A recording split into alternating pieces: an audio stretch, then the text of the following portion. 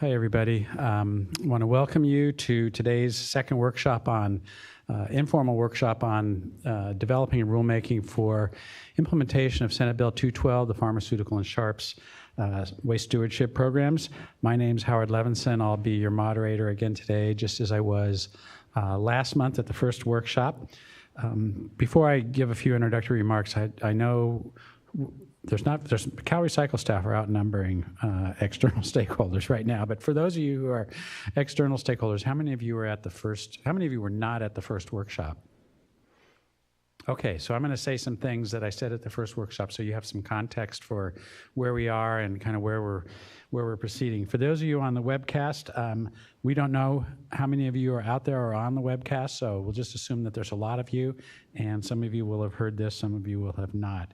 I think you all know that SB 212 is a very ambitious and a very important endeavor that the department's been charged with, along with our sister agency, Board of Pharmacy, and so we are moving forward on that. This is dealing with unwanted and unmanaged pharmaceutical drugs and sharps.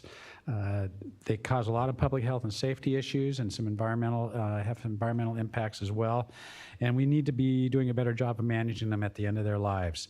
So that's the intent of the law. SB 212 was enacted and signed in September of 2018 to establish safe and convenient disposal options for home-generated pharmaceutical drugs and sharps waste. As I said, this is the second of several workshops that we'll be having to engage with you, with stakeholders regarding the types of programs and actions that are going to be needed to implement and achieve the goals, implement the statute and achieve the goals that are described in the statute. So let me talk a little bit about the timeline, and I did this last workshop. It's a very compressed timeline for us to undertake this rulemaking and have it in effect before the statutory deadline of January 1st, 2021. That sounds like it's a ways off. It's like almost 2 years, but that's not very much time in rulemaking land. We have a very compressed schedule in order to meet the various requirements of the Administrative Procedures Act, get things approved by the Department of Finance where appropriate, get things approved by Office of Administrative Law where appropriate. We need to start the formal rulemaking no later than fall of this year, this calendar year. It pretty much takes, when you have a rulemaking that's this complex and has some controversial aspects to it, it generally is going to take almost the full year that's allowed under the Administrative Procedures Act to do that formal rulemaking. Typically, the way CalRecycle works is that we like to hold a lot of informal workshops before we ever start the formal rulemaking, so we can vet ideas with stakeholders. We can try and figure out if there's some consensus or how to resolve as many issues as possible before we enter the formal rulemaking period.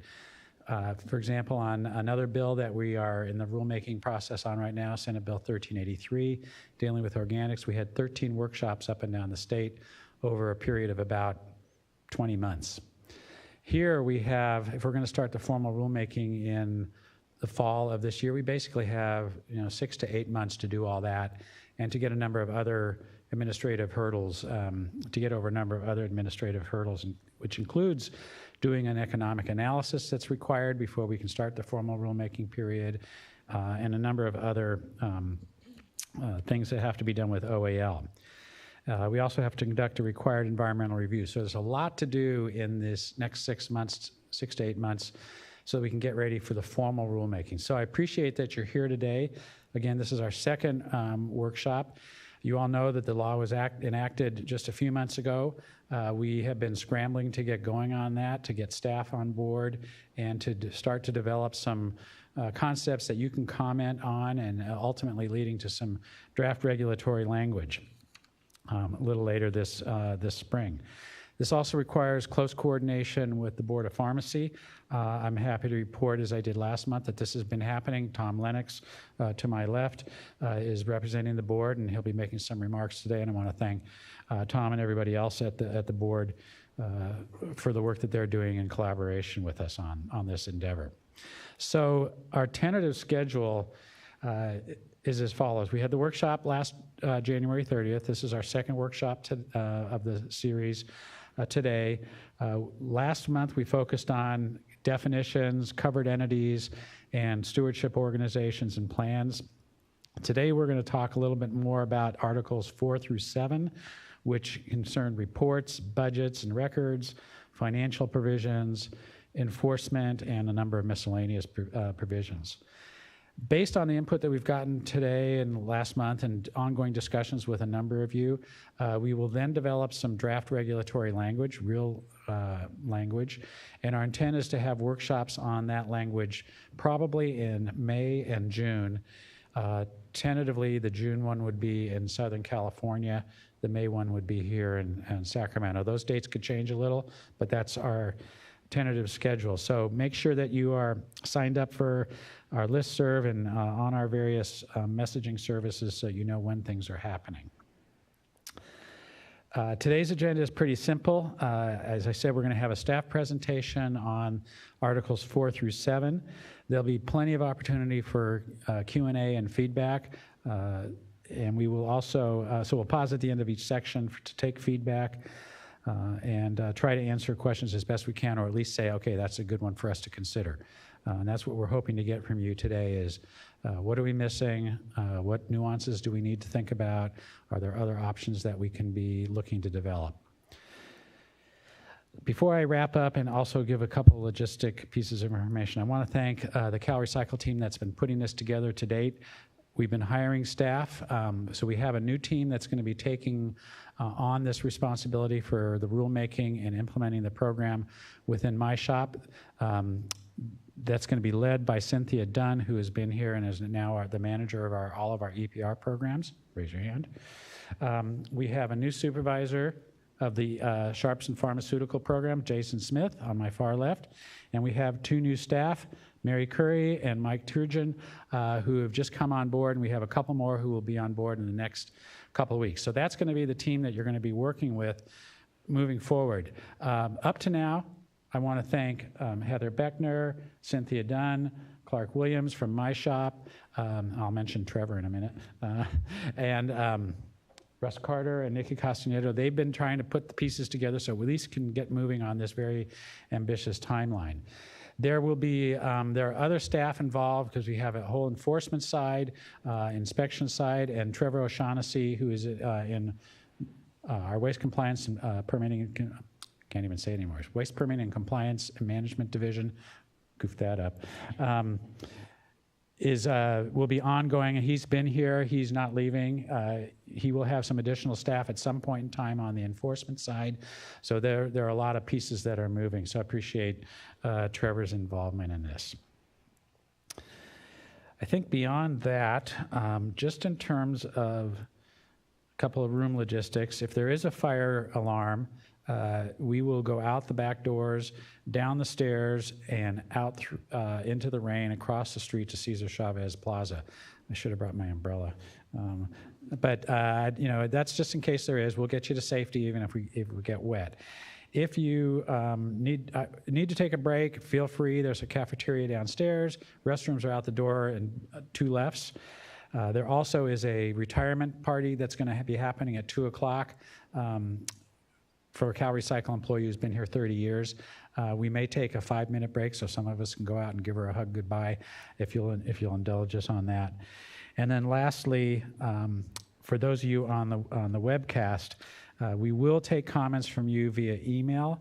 That address is pharmasharps@calrecycle.ca.gov. So I think with that, I will turn it over to Cynthia to make the first part of the presentation. Let me just ask stakeholders in the room if there's any questions about timeline and kind of general procedures before we get into presentation. I don't see any. And when we do get into Q&A, I want to note that we have roving microphones, so we'll wait to get those to you because we want to make sure that folks on the webcast can hear what you say. And we have one or two folks who will be bringing the microphones around. Thanks, Howard. We're just, there seems to be a little bit of a delay with moving the slides. Okay, great. Okay, thanks. So I'm Cynthia Dunn, and we're going to be tag teaming a little bit with some staff up here, Heather, Trevor, and I. I'm going to start off by just highlighting a couple of things relative to the timeline. I went over this same high-level timeline at the first workshop, so the only time I'm really going to spend on it today is to highlight that really to echo what Howard just said, that a lot of our work over the next couple of years is going to be focused on strictly promulgating the regulations that are necessary to be in place by January 1st of 2021. Howard also, stated that we've been spending a lot of time putting our team together and trying to gather as much extensive data as we possibly can to perform a lot of the functions regarding the economic analysis and things like that to line everything up to get the rulemaking to begin. And I would like to also say that we really appreciate everyone's willingness to engage with us on this. So we can move forward, and also your patience as we come up to speed with some of the complexities of these particular product management systems. Great. So I'll go ahead and skip the second timeline slide. And now before we launch into our staff presentation, I'll go ahead and turn it over to Tom Lennox with the Board of Pharmacy and see if he has a few words to say on behalf of the board's efforts. Thank you, Cynthia. Up on the slide right now is an email address that the board has set up. Based on the timeline, the board will start taking submissions as of April 1st.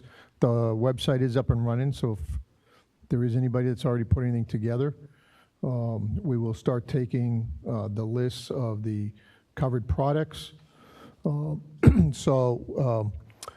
as was said earlier, this is a little bit of a complicated process. And there's a working relationship between two different agencies, so working on that, building on that, as well as trying to develop the whole program. The board, too, is looking at hiring and bringing on some staff, which we have not done yet. This is a work in progress for us as well. At some point, we will review what's being submitted. We may review our current regulations and determine what needs to be amended, maybe if we need change current regulations or develop specific new regulations to address this particular program. So that too will be a work in progress, and we'll keep everybody that's part of this notified as we go forward. Thank you. Thanks, Tom. Before we go on back to Cynthia and talking about the various articles that we're going to cover today, I just wanted to see if there's any questions from stakeholders to Tom about expectations from the Board of Pharmacy, kind of what you need to do. Okay, I don't see any, but just if you do have questions, Tom's here, and we can certainly circle back later on. I'm here all day. Thanks, Howard. And I just want to look back over at Russ and Nikki, and by all means, let us know if we start getting webcast questions and comments as well. Okay. So slide 6 lists the articles and statute in bold that we're going to be reviewing today. As Howard said, articles 1 through 3 were covered at the January workshop. Today's workshop is going to follow much of the same format as that January workshop. Our presentation is going to be posted soon. It's going to follow the discussion document that was posted yesterday and sent out through the listserv. I believe we have some copies in the back of the room. So it's going to be really helpful for you to follow along with that discussion document as we move through the presentation. Again, Heather, Trevor, and I are going to take turns covering various sections. We're going to stop and pause, ask some questions that we as staff are posing about terms and processes that may need clarification and regulation. And those are in bold on the slides and in the discussion document. But we also welcome your input on any other element of the sections that may not be bold. You also note in the discussion document there are several sections that don't have any bold text, and we indicate in the discussion document that we're not at this time envisioning clarification being needed. But we're still going to pause at the end of those sections. We've included them just for completeness of the article, and then also to see if any stakeholders have any thoughts or comments to share. Slide 7 is a list of the topics.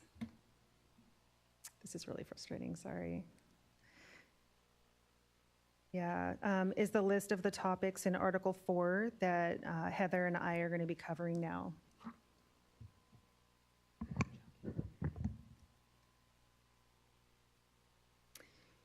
I'm wondering if Russ or Nikki can maybe contact the help desk and ask about maybe it needs new batteries or something.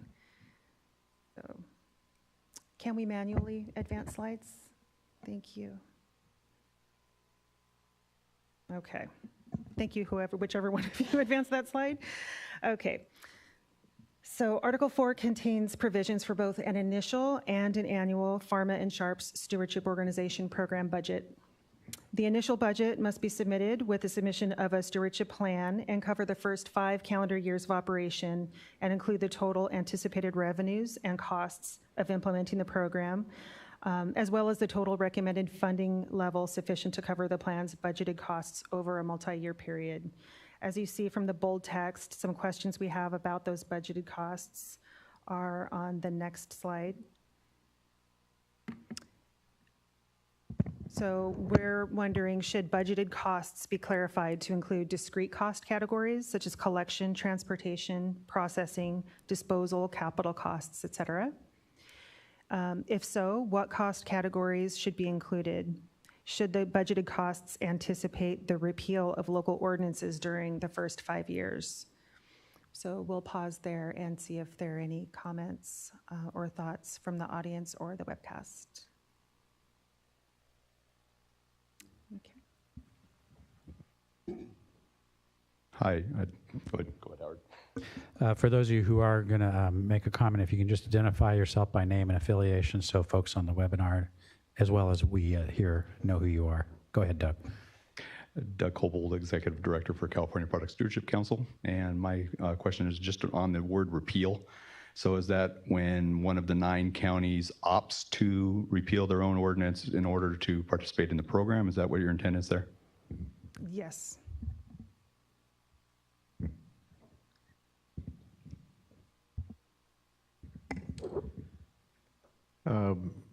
Landon Miller from Emerge and Emerge Red Pack. We would strongly recommend you separate the cost categories out because they could then be independently bid. So you'd have better budget control if you did so. Thanks, Landon. Any others? Okay.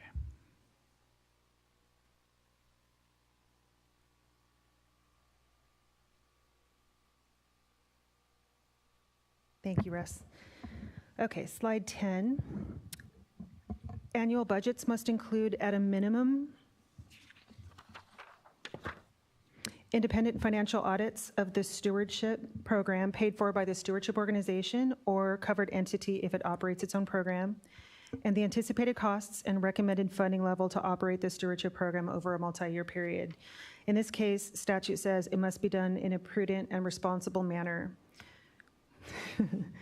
So a couple of questions that we are posing are, should over a multi-year period in a prudent and responsible manner be clarified? And what are characteristics of an annual budget that is operated in a prudent and responsible manner? For example, does prudent include a specific funding level? I'm sorry, reserve level. We'll pause for comments.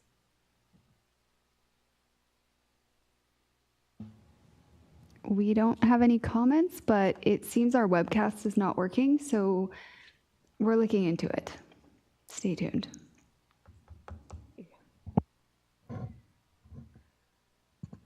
Well, to that, I'll note that we are recording this workshop, and we'll endeavor to try to post the recordings so that folks can watch at a later time.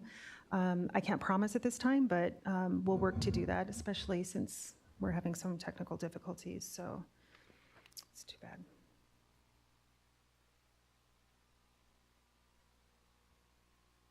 Thank you. Okay, slide 12. is Heather. I'll turn it over. All right, this section outlines the requirements for the stewardship organization's annual reports. And on the slides here are only the portions that we have identified that may need clarification, but the full text is on page 2 in the discussion document. So you can refer to that. There are some overlapping requirements that both pharmaceutical annual reports as well as Sharps annual reports include, such as the list of covered entities that are participating in the organization, as well as the amount of products that are collected. Similarly, there are some specific requirements for each. So the questions that we pose will first focus on the pharmaceutical stewardship annual reports and followed by the Sharps annual reports. And then noting some of the questions I'm going to repeat because they apply to both. For pharmaceutical stewardship annual reports regarding the requirement listed in 42033.2b8, should compliance with all elements in the stewardship plan be clearly outlined or clarified in regulation? For example, should it be clarified that a description of how the organization is progressing towards the convenience standard that was established or a description of their comprehensive education and outreach plan, such as how many materials were provided?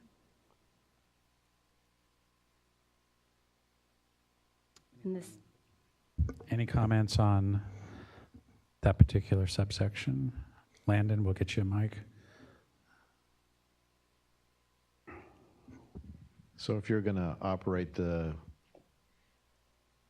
program in a prudent and responsible manner, then you would have all the usual sorts of KPIs that you would have for most organizations, key performance indicators.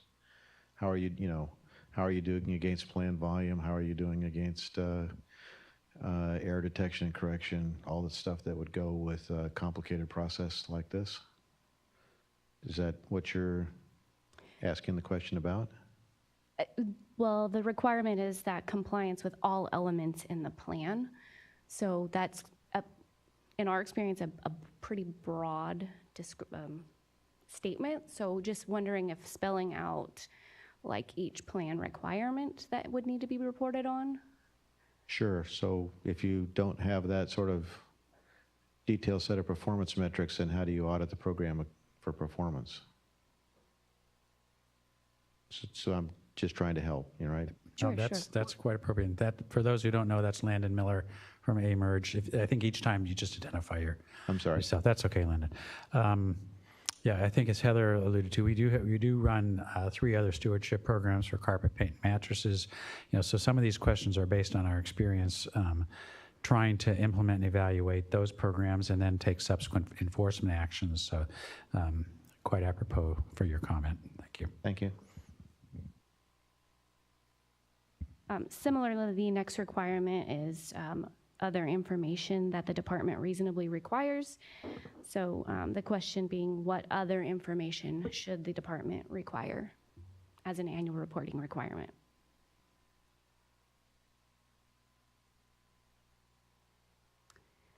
Not seeing any comments, so we'll move on to questions regarding the Sharps stewardship annual reports that will be up momentarily.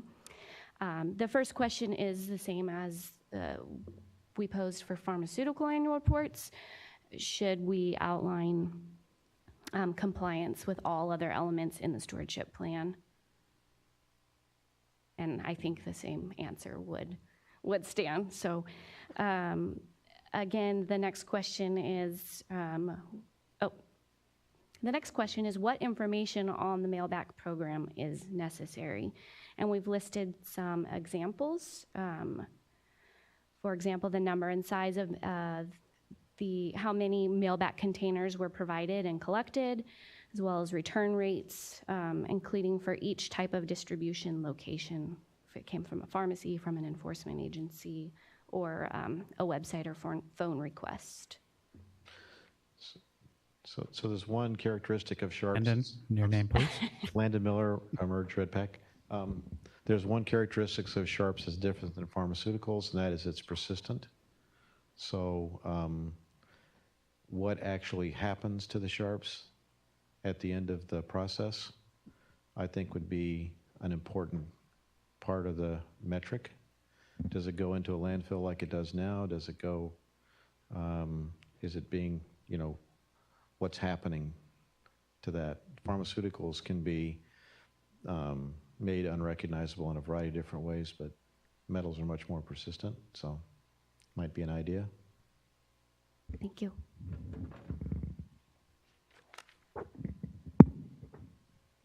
And one of the requirements, again, for Sharp's annual reports are other information that the department should require, and I think we all know that some of the same considerations should be made, so unless anybody has anything else.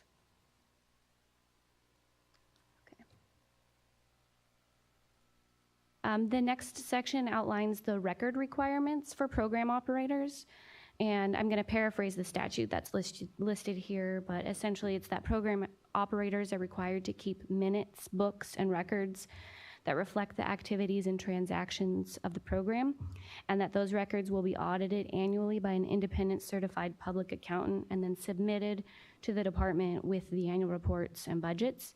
And this may seem like a pretty straightforward question, but based on, again, our experience with the other EPR programs, the question for stakeholders is what should be considered a record and what are minutes for the purposes of the program, and then some examples of those.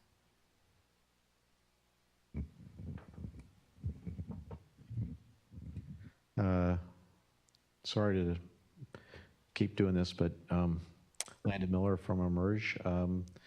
In the case of the Medical Waste Management Act that I assume you guys are coordinating on, the chain of custody of the material and a wide variety of stuff related to time limits, and that I would assume would be part of the records in order to be compliant. Okay, thank you. Thanks, Landon, and don't apologize for making a comment on every section. That's quite all right. That's what this is for.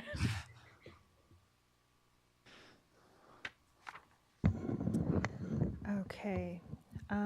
Before I turn to slide 18, I'll just note that it appears that the webcast is working. I think we were having a difficulty with our computer. Is it working? Is it? Ours is not, but webcast for others externally apparently is working, so I just wanted to provide that update. So section 42033.4B3 says that CalRecycle may conduct an audit of a program operator for compliance with statute and the program operator stewardship plan, annual reports, program budgets, and says that the department will not disclose any confidential proprietary information protected under the chapter. We're not suggesting the need for clarifying language at this time, but welcome any thoughts or input anyone would like to share. Yeah. Okay, moving to slide 19.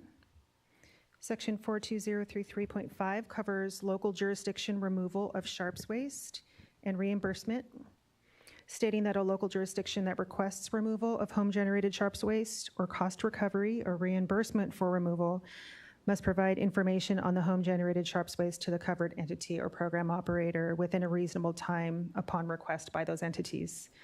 Again, we're not suggesting the need for clarifying language at this time, but are including it for completeness and to see if any other stakeholders have thoughts. Stephanie, I'll bring you the mic. Sarah Hansen from Ultimed. I think that last time we talked about clarifying the reasonable time frame on this, and so I'm wondering if this is linking back to the conversation from our last workshop.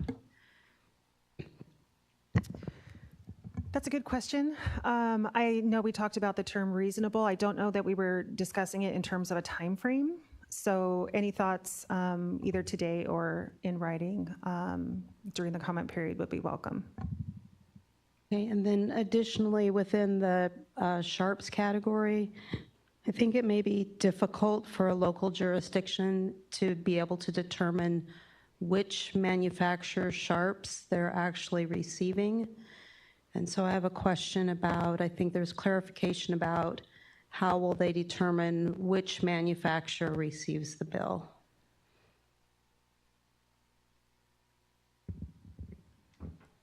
Just to clarify, you mean if there were multiple plans for Sharps program? Well, when the Sharps, let's say it shows up in the landfill and at the disposal site, and they say, okay, we want to recover the costs, how do they know whose syringe it is or whose pen needle it is? Because it's unlikely to have clear branding on it when it shows up at that waste disposal site. So just how does it tie back? Right, and I think Heather was asking, trying to provide some clarity that all home-generated Sharps would need to be covered under a plan. So if there was only one plan, then there's only one entity to be coordinating with for that program operator or stewardship organization. I think, though, that your question is really interesting if there are more than one plan. So we'll take that into consideration. Okay, thank you. Mm-hmm.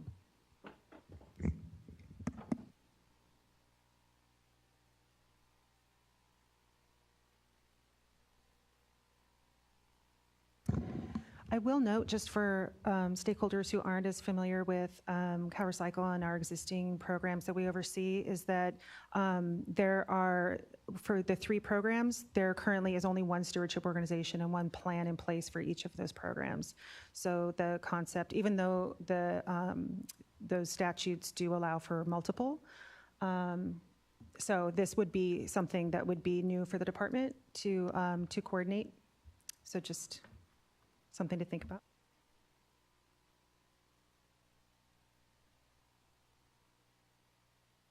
Okay, if there's nothing else, I'll move on to slide 20. Section 42033.6 says that within 12 months of receipt of 3 annual reports, CalRecycle is to develop and post on its website a report that analyzes whether a program operator's program provides adequate access to safe disposal of home-generated Sharps waste or covered drugs as applicable to the ultimate user.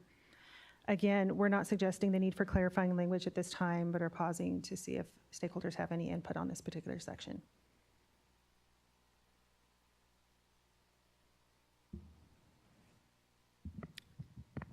Seeing none, we'll move to slide 21 and turn it over to Heather. So Article 5 is financial provisions, and it covers the topics listed here and begins with administrative and operational costs paid by covered entities. And slide 22. The section states that a covered entity or stewardship organization shall pay for the costs, both administrative and operational, for establishing and implementing the program. This would include the costs of collection, transportation, and disposal of covered products. As noted in the discussion document, we're not currently suggesting that anything in this section requires clarification.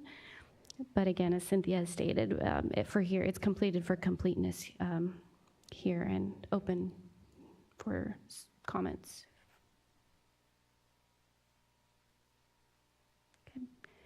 Seeing none, we'll move on to the administrative fees paid to the department. This section covers goes over the administrative fees that will be set by CalRecycle to be paid by covered entities or the program operator to cover the department's costs to implement its responsibilities under the law, including the costs of administrative and enforcement activities. At this time, we're not suggesting that anything is requiring clarification and regulation, however, included for completeness. So unless there are questions or comments. I'll just add on that one that this is a common provision for all the programs that we implement. There's an administrative fee provision where the stewardship organizations pay for our services. Okay. Slide 24. Section 42034.4A1 covers a stewardship organization's audit of covered entities. It states that a stewardship organization may conduct an audit of covered entities that are required to remit a charge or administrative fee to the stewardship organization to verify the fees and charges are accurate, as well as an audit of authorized collectors for the same purpose. And it lists some requirements for those audits here. Our question for stakeholders on slide 25 is related to the final provision in bold, provide a copy of the audit to the department. when should a copy of the audit be provided to the department? Within a set amount of time with the submittal of an annual report?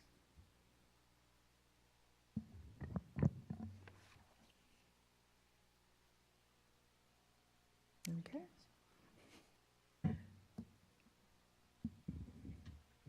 Landon Miller from Emerge.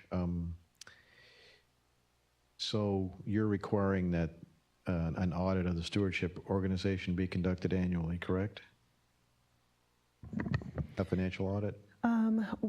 What this section covers on slide 24 is it's permissive. It allows a stewardship organization to, it's permissive. It says the stewardship organization may conduct an audit, correct? Okay. Yeah, we have additional discretionary authority to conduct our own audits of the stewardship organization in terms of how it's handling the money and the various procedures that it's employing to ensure that the funds are spent properly. That's when there's a fee on it, but we do have that authority. And one of the budget requirements is the stewardship organization submits an independent financial audit annually. Okay, so if you tie it back to that, then that's normally, if it's going to be on an annual basis, that's normally 90, 180 days, right? Like ours is 120 days. I'm not sure what you're.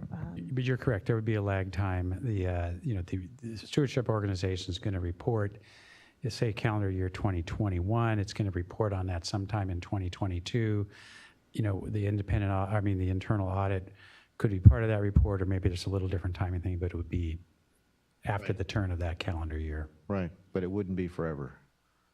It'd be sometime in the next quarter or two thereafter. And your question was Correct. how long They would have to submit it annually by a specified time frame. Right. Yeah.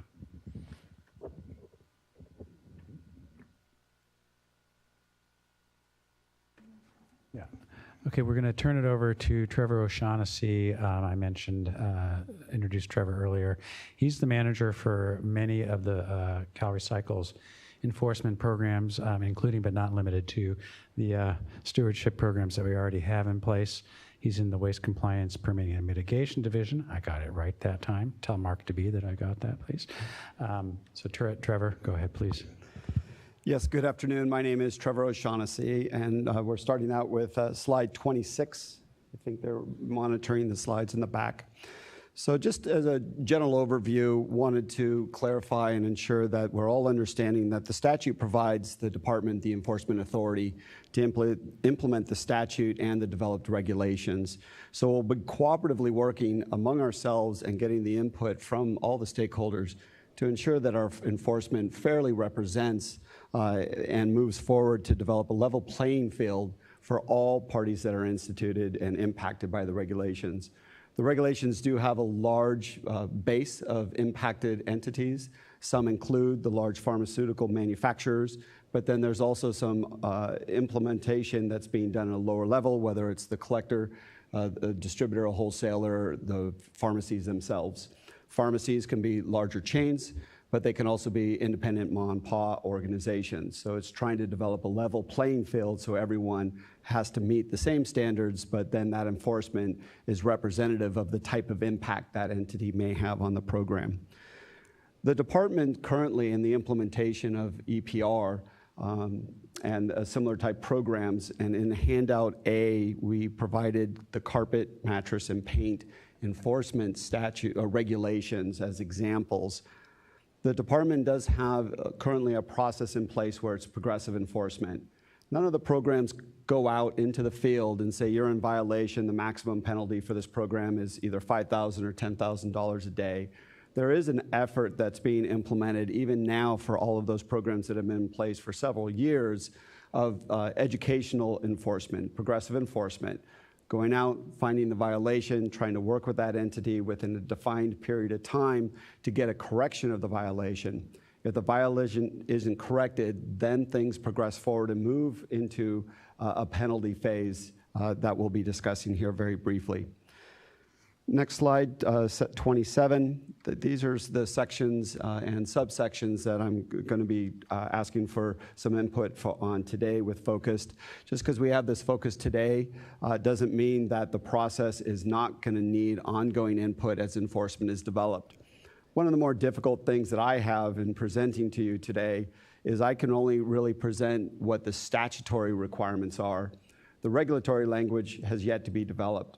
But as that is developed and moves forward and comes together, enforcement components will need to be part of that to support the department's efforts to ensure that level playing field is developed and that there is understanding by the regulated community of what enforcement would look like. So if we go on to 42035C, this specifically is talking about the distributors and wholesalers and their requirement to notify the department if they find that they have a product on their shelf that is not listed on the department's website as a product that is covered by a stewardship organization, whether that is a Sharp or a pharma. They do have the responsibility and duty to check our website. So if a new drug is released, even if that drug has been found to be true and is within all of the systems, federally registered, everything else, if it's not on our website and an inspector goes out, potentially the initial finding could be non-compliance because a product on the shelf is non-compliant per the statute and as written. So if we go to the next slide, there's really the question of what is a reliable method within both the pharma and Sharps industry that distributors and wholesalers can use, and what can we use to determine whether or not they're checking our website and validating the list that we have and not getting a misperception, which is a valid perception. Hey, this drug industry, a large manufacturer told me this is federally cleared, but getting that communication. So we'll pause. We get a mic to you, Stephanie. Fern Abrams, Pharmaceutical Product Stewardship Group. We're the membership organization for the pharmaceutical and Sharps manufacturers. I had a question pursuant to this, but not the question you just asked. Is That's this fine. okay? Let's say okay. Yes, absolutely. Okay, great. The subsection B in this area talks about certification. I was hoping you could shed some clarity on what that is. That's not a process or terminology in the context of a stewardship program that we understood, and we were hoping you might have some insight into what the legislator had in mind or what you were thinking about in implementing that. Well, as I'm looking up that section, and you said section B as in boy, correct? It's the subsection B just above the distributor wholesaler discussion. It's 42035B.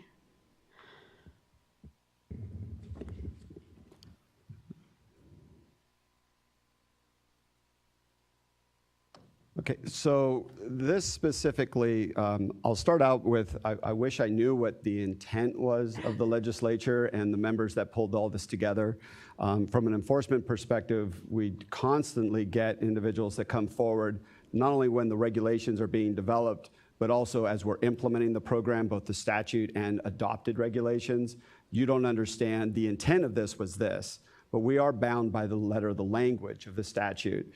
So specifically, Section B, a covered entity or stewardship organization that is not listed on the department's website, but demonstrates compliance, and I'm going to jump down, may request the department provide a certification letter that says you're good to go, that you are compliant, you're part of a stewardship, or you've submitted your own stewardship plan. So this component is very interesting because as it's written, and as the statute is written, the department is to update its website on an annual basis to present the current valid compliant product, whether it's Sharps or pharma. But in today's technology, and the department is incredibly fortunate with all of our EPR programs, we are continuously updating our list, knowing that new product is introduced regularly. The pharma industry falls in that same boat. So whether it's through the regulations or an agreement with the stewardship, we would be asking for them to provide, and working along with the Board of Pharmacy, because they have a role within this as well, to continuously provide an update of their pharmas.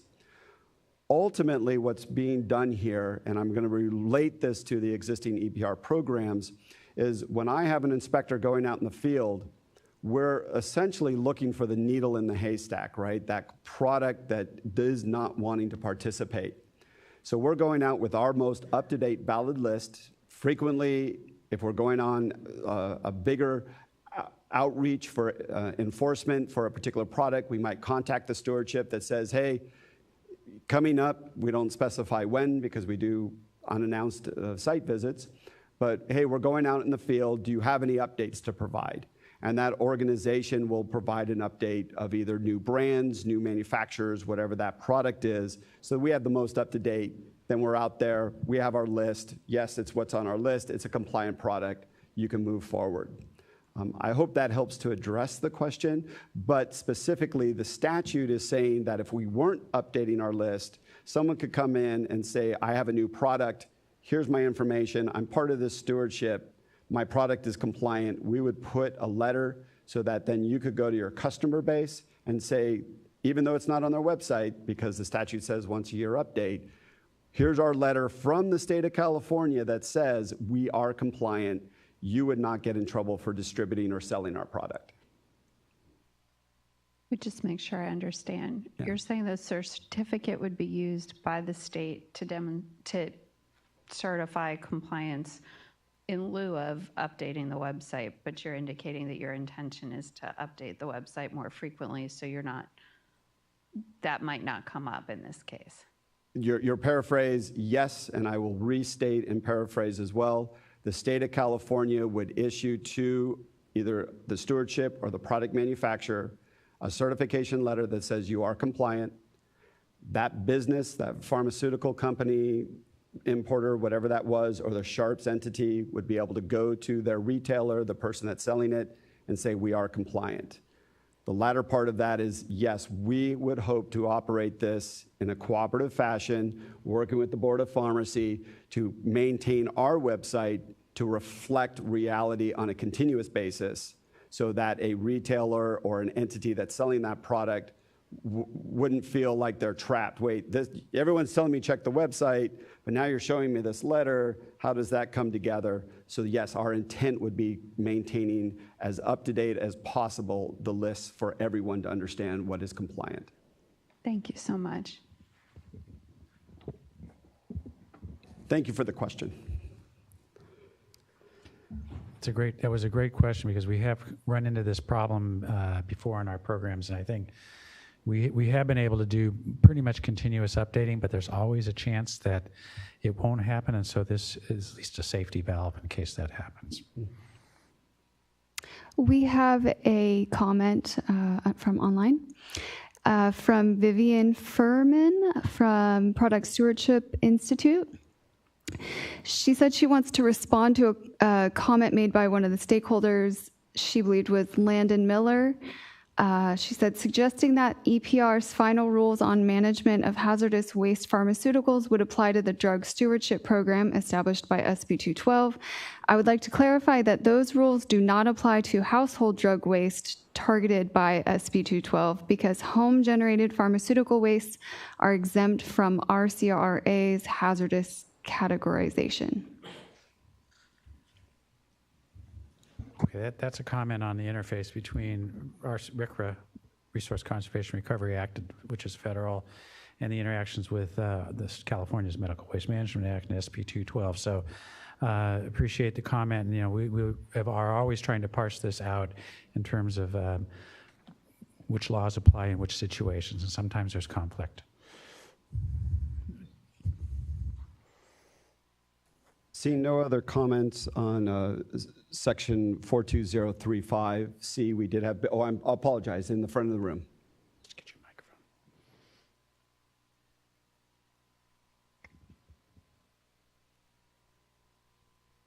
microphone. Hi, my name is Roman Flores from Sanipac.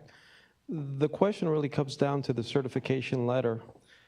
Would there be a number that would trigger the change on the website?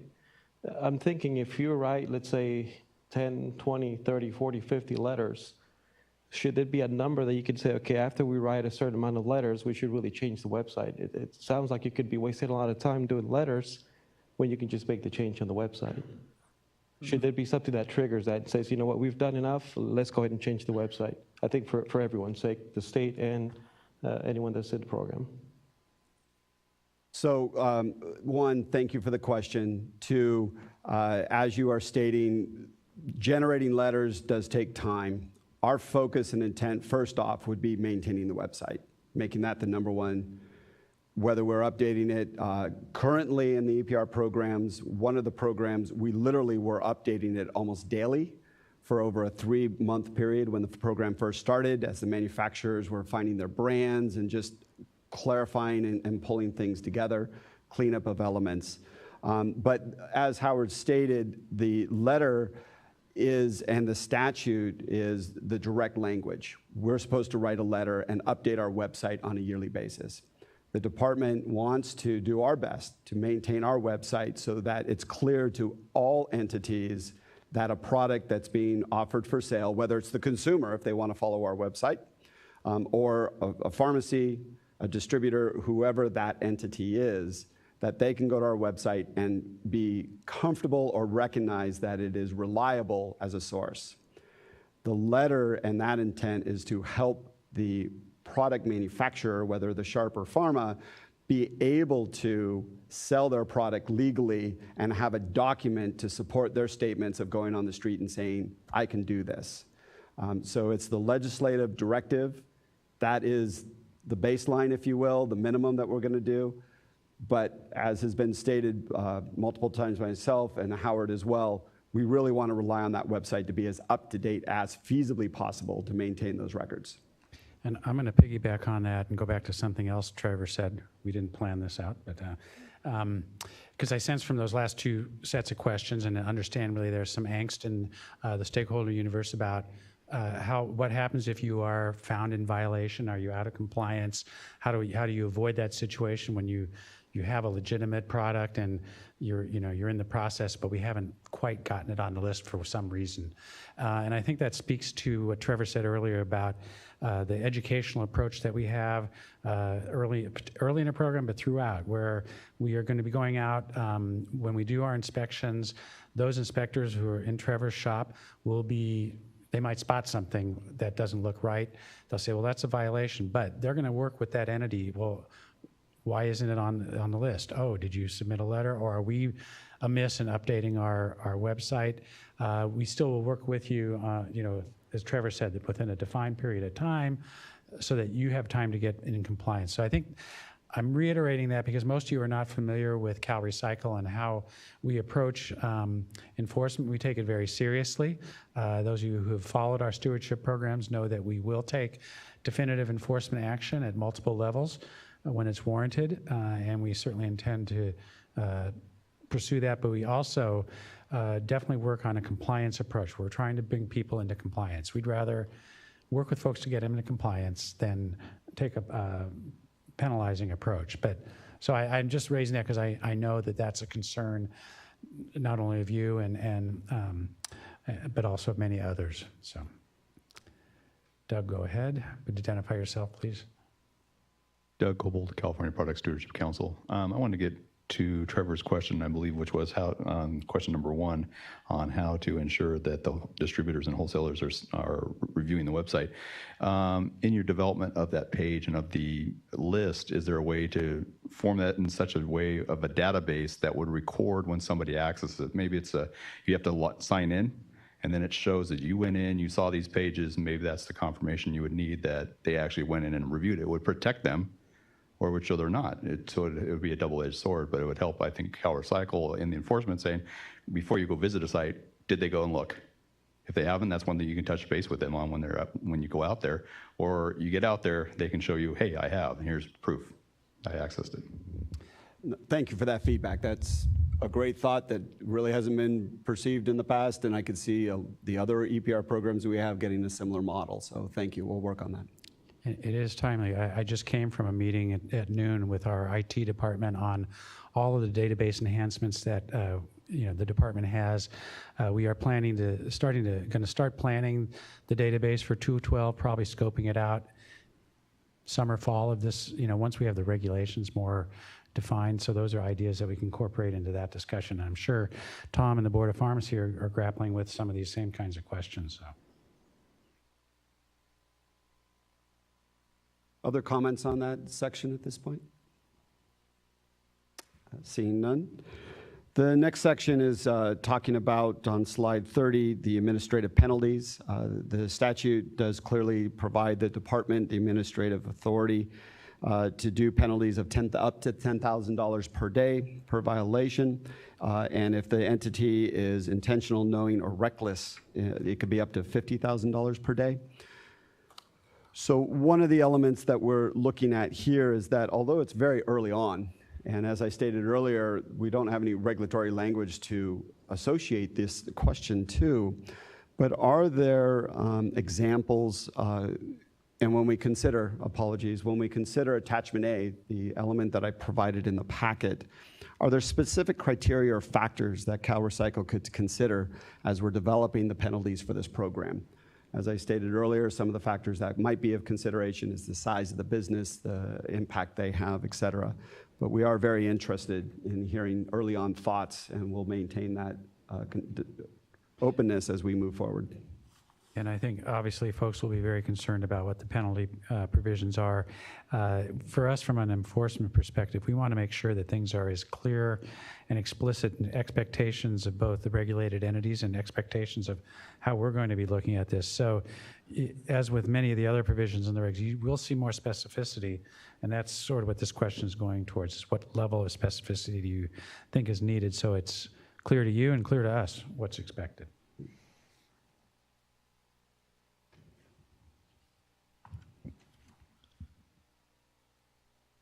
Landon Miller from Emerge. Depending upon the category of pharmaceutical, there are, a significant number of different federal and state regulatory schemes, criminal charges, penalties, and stuff like that. How do you intend to weave what you're doing within all the myriad of other statutes that are associated with the question that you ask? I mean, for example, if you had a problem with handling the medical waste, you could have an OSHA violation, you could have a Department of Transportation violation, you could cross state lines, it could be a federal crime. There's all kinds of stuff that you're kind of wandering into. I don't, excuse me if I implied by wandering that I imply that you weren't fully considering everything that you're talking about. I'm just saying it's kind of a lot of stuff going on there. So it'd be interesting to understand how you're going to handle penalties within the context of all that stuff.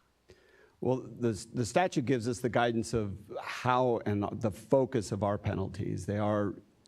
This is a statute that is looking at and provides us authority and to implement and the oversight of the stewardship plan, the implementation of that plan, and the components of that plan.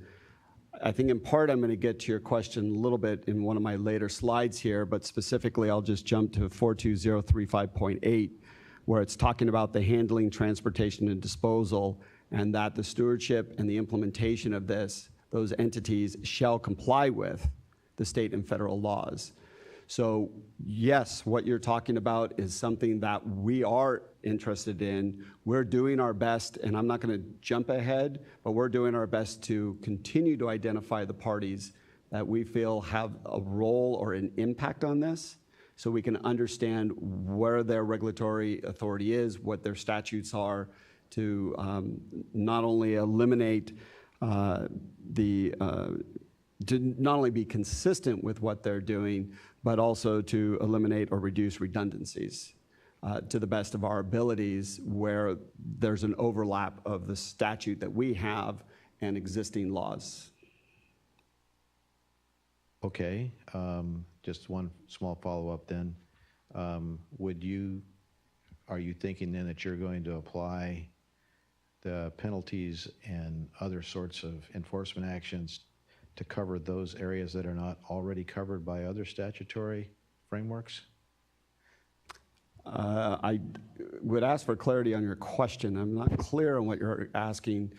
I can only reiterate that the statute tells us what our enforcement authority is and what our focus will be. We cannot enforce the federal transportation law or the commerce laws related to these because we have no authority to do that. Sure, I understand that part. I'm just saying that the statutory framework that you're setting up is covering the stewardship program itself. Yes. Okay. And then, so, for example, are you suggesting that you might find the stewardship program for not ensuring that its participants are following all federal regulations? Would that be an element of enforcement? It potentially could, and it's that feedback that we're asking so that we can take that into consideration to move forward with. Sure. So that would seem to me, it would almost like be, given all the myriad of other things that's going on in this area, that might be one of your principal points of enforcement, is first ensuring compliance? No. That won't be one of our principal focuses because the statute is telling us to enforce the components of what's there. The responsibility and duties of compliance will be on the stewardship to ensure that they are developing and implementing a plan. That's where one of the components are. The Board of Pharmacy has been identified as an entity, but the statute also says other state entities, and one might say that it gives guidance that we might want to check in with federal entities, but for sure state entities, that they look at the plan to ensure compliance. As was talked about during the plan development earlier on, there can be a self-certification if a state agency does not reply in a timely fashion, but then we'll be relying on that self-certification that the stewardship is saying that they're doing it in compliance. If we find that they're not doing something proper, if the feds come in or another state agency comes in and says, you're in violation, what you're doing is wrong, whatever that action is, that may have a direct impact on their plan because their plan outlines something that could not be done, so they could be in violation, that their plan cannot be feasibly implemented because it's in violation with the statute. I'm not trying to create a circle. It will be a relationship, but we will not be enforcing someone else's statute or regulation. No, but they still have to comply with them. They still have to comply, absolutely, which is one of my last slides that we'll get into. Clark, did you have a comment? Or? I think that was a really interesting discussion, and I was just going to kind of bring it back and highlight that this section of statute Trevor was posing this question in relation to was specific to sales and offering or distributing a covered product that may not be covered by a plan. So it was a little bit more limited than some of the discussion, so just wanted to flag that. And I'll emphasize something Trevor said right at the end, which is that if an entity is out of compliance with another regulatory organization's regulations, we wouldn't be taking enforcement action on that, but it might mean that we then see that some specific aspect of their plan cannot be enforced or cannot be implemented appropriately to achieve the goals of the statute, in which case we could be considering them the stewardship organization or whatever that entity is out of compliance for implementing its plan. Other comments on that section? I have not done this yet, but were there any comments online? Nope, not seeing any. So continuing on to slide 34, this is talking about the department's access to facilities and the operations and to provide the inspectors necessary records. Yes, slide 32 should be the visible one. Apologies, yep. And it is visible, so okay. It's providing the records to the inspectors when they're out there. The department may take disciplinary actions on an entity that does not comply with the section. So going on to the next slide is what type of language or notice should be included in the development of the regulations to support the department's access.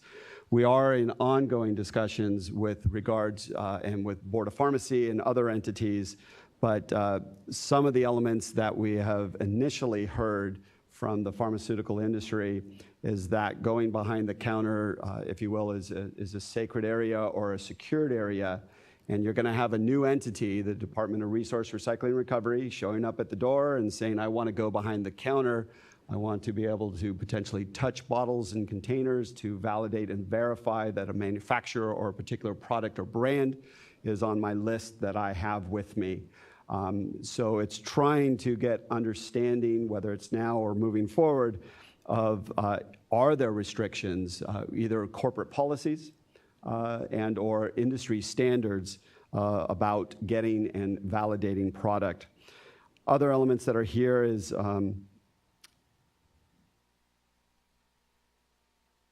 we are aware of, and we know that there are several regulatory agencies that are overseeing things, whether it's the manifests that are doing the collection of surplus materials or used materials.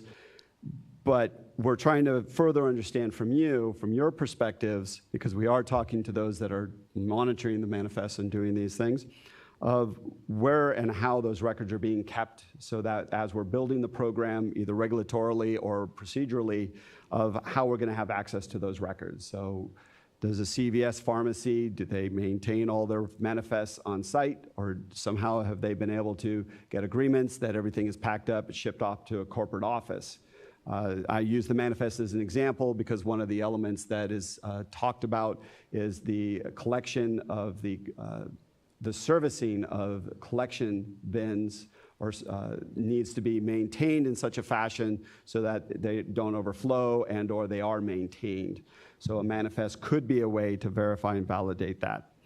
And then finally, with regards to outreach, will be needed. We recognize outreach is going to be needed to both the pharmaceutical and sharps industry regarding SALT visits, both announced and unannounced.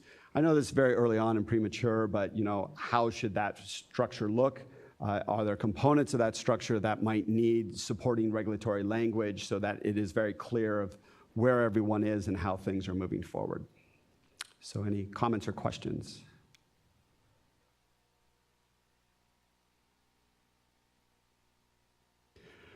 Seeing no questions there. We have a comment that came in online from Melissa Porter of the County of San Diego. It's regarding 42035C. She said, what about requiring a certification label on the packaging of the drugs or sharps that shows the retailer that the product is compliant? A seal/label/color dot with a logo. That would make it easier for the pharmacies, retailers, or ultimate users to ensure that a product is compliant before it is sold. Also make it easier on the distributor/retailer.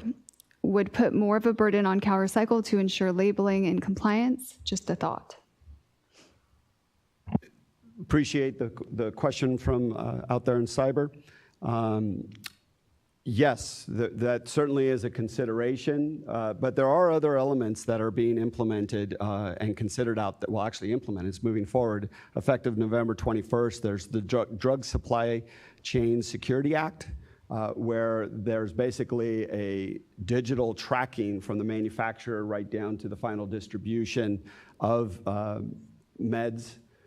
To the degree that that program is being implemented, we do know it's for sure prescription meds, both liquid, solid, and gel fall underneath that. It's the over-the-counter that we're continuing to do our research to understand to what degree that program will be impacting. But that will, by default, become a labeling system required on every individual final prescription, at least bottled to the pharmacy itself for distribution to ensure and or track. So in the perfect world, if I may, my dream world, is that that live database will allow the department to go out with a digital reader and literally be able to go to a container, beam it or zap it, if you will, scan it, and be able to get a determination right there of who that manufacturer was, let alone the flow of that throughout the system of its process.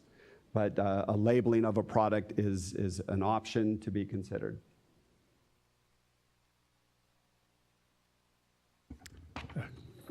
Okay, Sarah. Sarah first. And, yeah. Sarah Hansen, Ultimed. Your comment about behind the counter, I think brings to mind, what about when behind the counter is an online pharmacy, perhaps not located in the state of California? And just for future discussions, I'm just curious how that scenario will be handled. That's a spectacular question. I'm going to be honest with you and say I wish I had a really good answer.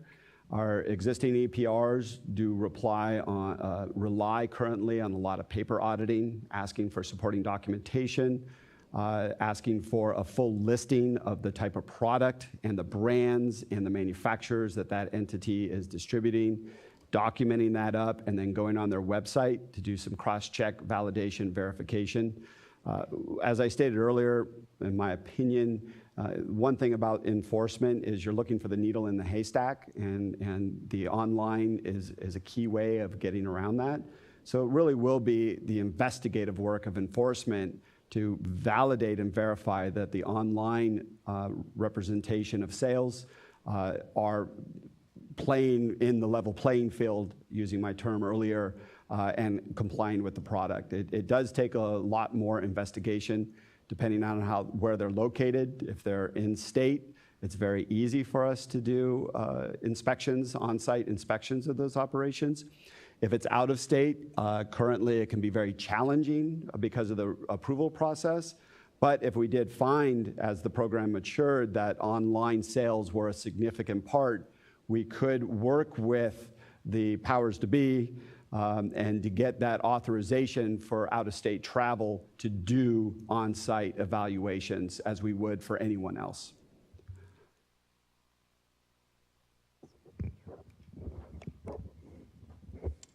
Landon Miller, Merge. There are a variety of different types of, as Mr. Lennox will confirm, there are a ton of different chain of custody systems out there, both on the sales front end, which is apparently more what you're driving at, and there's a very powerful one on the back end that's already supposed to be complied with, that I presume would form the basis for your discoveries. Is that already part of your concept there? One, is a part of the concept, yes. Two, the specific system you're speaking of, not at this moment, but if you can share that with us so we can validate and verify what your thoughts are, either the entity, the agency itself, sure, and or the system. Again, we are working with Board of Pharmacy. We are melding our minds as best we can to understand this, to move forward. But the purpose and intent of this question is to get that feedback so that we can make sure that what you're thinking is what is on our mind to move forward. Sure. Well, there's at least three. One is all controlled substances of any type. That'll show up not just as a pharmaceutical, but also show up on your sharp side of things, because many of those kinds of pharmaceuticals are pre-delivered in predetermined doses so that there's fewer mistakes made in the actual administration of the drug, right? And then on the back end, the Medical Waste Management Act has a very detailed set of chain of custody requirements for what happens to whatever it is when it's determined to be a waste. In other words, it's no longer useful. And the Waste Medical Management Act is one of the sources we are relying on at this point from an educational standpoint to understand what's going on out there. Okay. There's also the prescription tracking systems that cover a wide variety of different types of pharmaceuticals depending upon their active ingredients. Those would be three that I could think of, and I can come up with some more when I go look for them. That would be hugely appreciative. Thank you. Sure.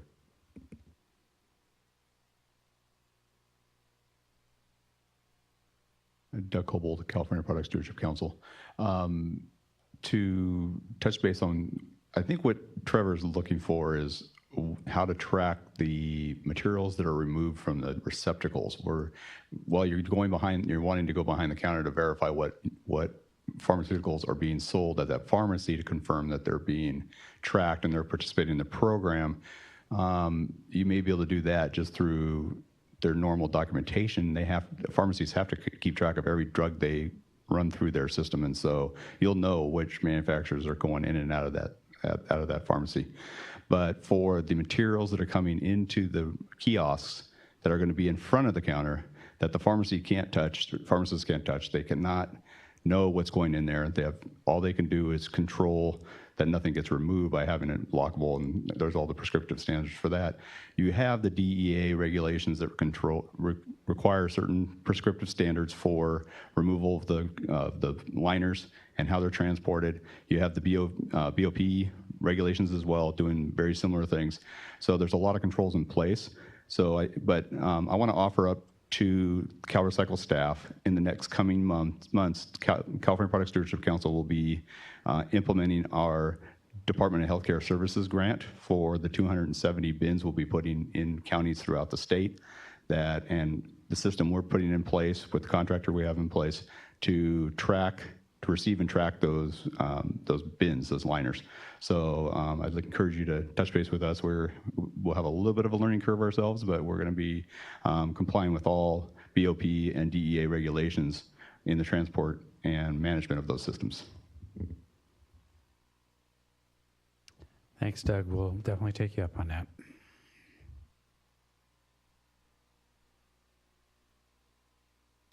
Additional comments?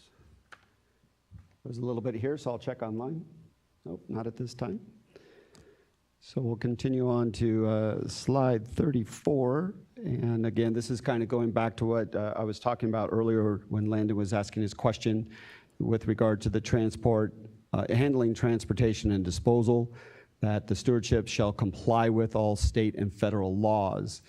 So going on to the next slide, we are aware of and we are continually pulling together information about the FDA standards, the federal EPA standards. We, again, working very closely with the Board of Pharmacy, the Department of Toxic Substance Control. There are entities we know have different roles within the pharma and sharps industries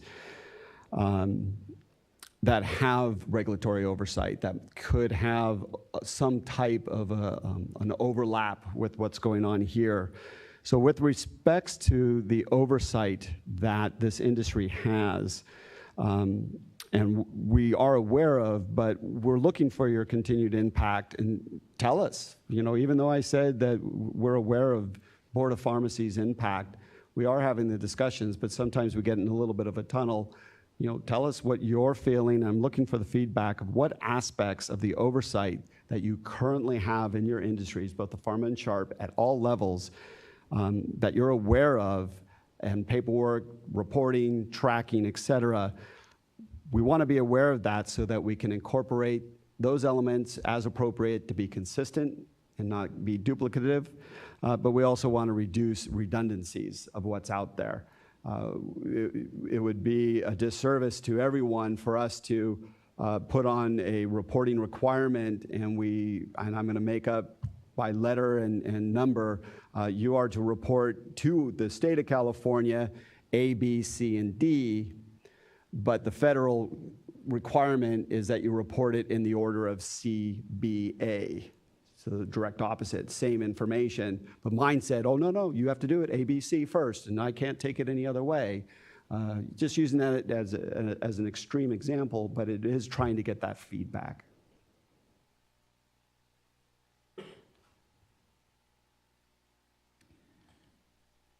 I think, we've gotten some input today on other entities that we want to be tracking with, so we are doing some of those. We're learning some new ones. If you've got other regulatory agencies that you think we need to be in touch with to kind of explore some of those issues, let us know, whether verbally, in writing, however you can.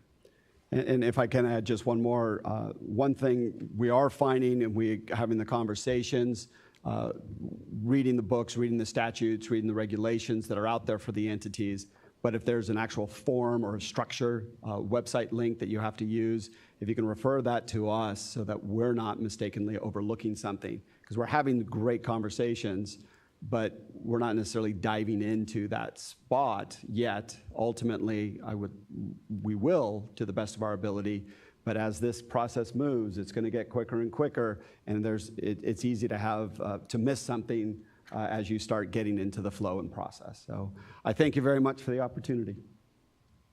Thanks, Trevor. And I think back to Heather for Article 7. And we're almost done with the slides. Yeah. Article 7 are the miscellaneous provisions, and this article deals with jurisdictions that have a local stewardship program for drugs and sharps enacted by an ordinance or ordinances that were effective on or before April 18th, 2018. Again, with this section, we're not currently suggesting that it requires clarification via regulation, but it's included here to review the article in its entirety, to solicit comments from stakeholders that may have considerations or for clarifications, and then also for us to note that we observe that nothing in statute addresses if a local program has an ordinance for one, say drugs, but not the other, sharps. So we are currently having internal discussions on this subject.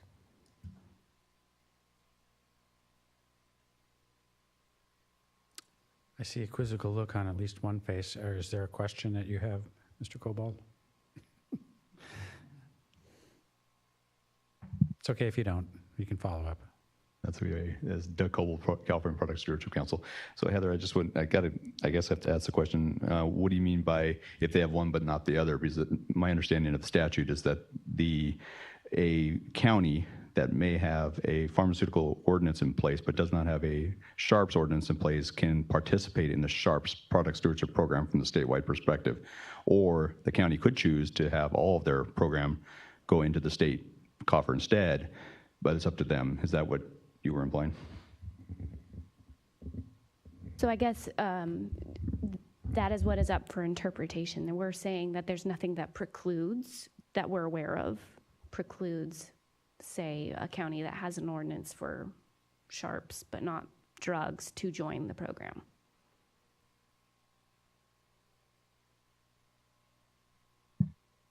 I think what Heather's saying is that it was silent in statute as to how to address that, but we'll go back and look. Okay. So we're on slide 38. And I'm fumbling with this. Okay. Okay, so you see some next steps that Howard covered in his introduction. This concludes the very high-level overview of the articles of SB 212 that we've been going over in the first and second workshops. For this content of this workshop, we're asking for comments back by March 22nd. I know that the agenda had a date of March 15th, but we are asking by the 22nd. And then a reminder to please submit any thoughts or comments on Articles 1 through 3 if you intend to, but haven't had a chance to yet. These will really help us, as you have heard today and at the previous workshop, as we prepare to draft the regulatory text. And then I know we touched on it a little bit early on, but I want to emphasize to those stakeholders who have not worked with CalRecycle before in the regulatory process, to what to expect when we release the draft regulatory text, which we intend to do in the spring and hold the Northern and Southern California workshops. You know, in some cases where we already have a pretty clear idea about where we want to go with what exactly the regulatory text will say, the draft text, and in other areas, as has been probably pretty obvious from the conversations that we've had over the first couple of workshops, we have a sense of what needs clarity, but probably don't have a really strong sense about what the exact text needs to say. So I just want to prepare people when you see the draft regulatory text, understand that in many cases, it'll be a starting point. We're really looking to put something out initially just to get reactions to and to start the discussion and to try and refine what that language should look like. So just kind of, the expectation, don't be alarmed if you see something that, what are they, why are they saying it like this? So it's draft, and that's really, again, the purpose of the informal process. Let's see. So I guess that's about it. I wanted to say that we really appreciate the individual stakeholder meetings that we've been having since the first workshop, and we really encourage those of you, if we haven't had a chance to reach out to you yet, we're still trying to learn the stakeholder universe that we should be talking to and engaging with. But if you would like to meet with us, please contact us, reach out, again, if we haven't already, and we would love to set up some more meetings. And I think that's about it. That's all I have. Kelly? Yeah, I think, again, kind of CalRecycle's MO is to have these informal rulemaking periods. This is a chance to vet ideas.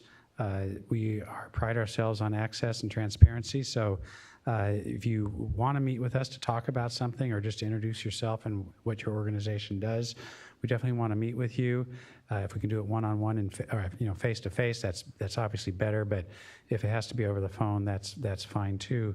So I encourage you to take advantage of that. We certainly will take your observations throughout this informal rulemaking period.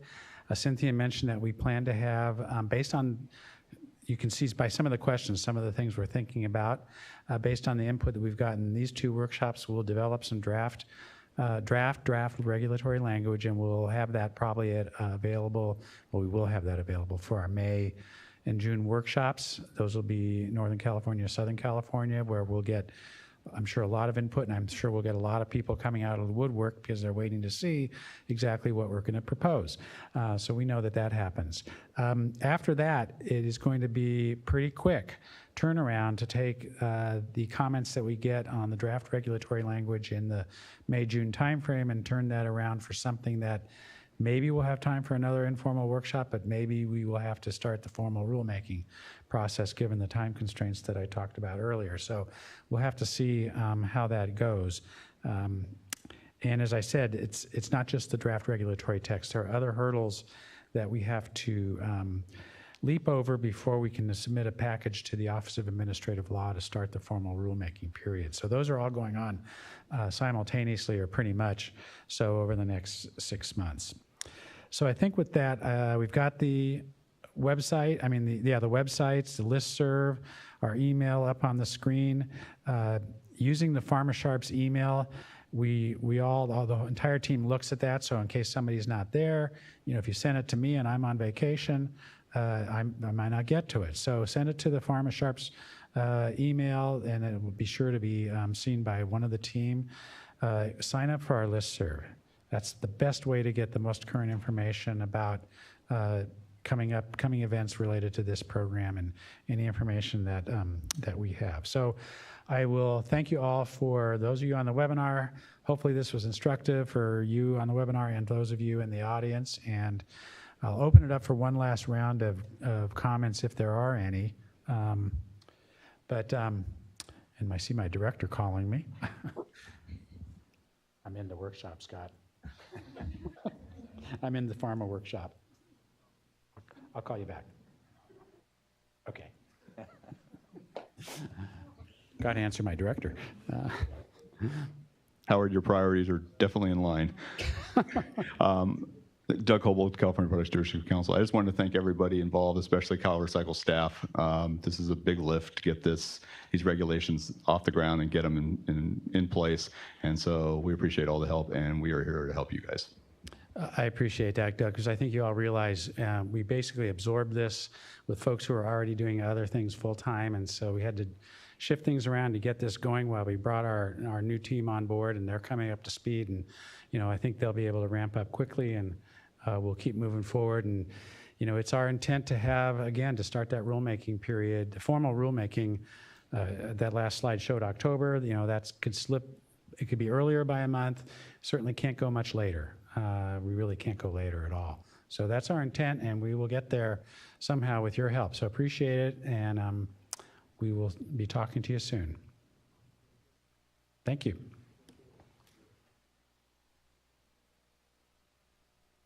Mm-hmm.